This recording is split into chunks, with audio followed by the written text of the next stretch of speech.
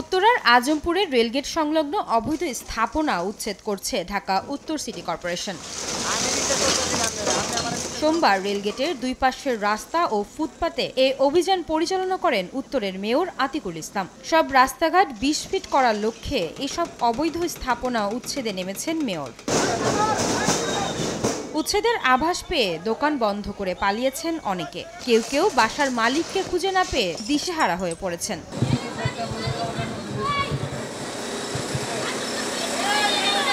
উচ্ছেদ শেষে মেয়র আতিক সাংবাদিকদের বলেন, চলতি বছরের ৩০ নভেম্বরের মধ্যে ড্রেনেজ ব্যবস্থা করে নতুন রাস্তা করার পরিকল্পনা রয়েছে।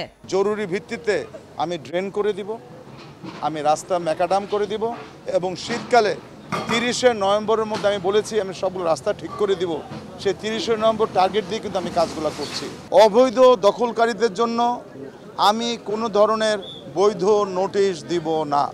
নগদে ৫০০ টাকা বা তার বেশি পেমেন্টে পেতে পারেন ঢাকায় জমিসহ ২০ কোটি টাকার পুরস্কার। রাস্তার যে কোনো সংস্কারে নাগরিকই লাভবান হবেন বলে মন্তব্য মেয়রের। আয়েশা সিদ্দিক সামিয়া, সময় সংবাদ, ঢাকা।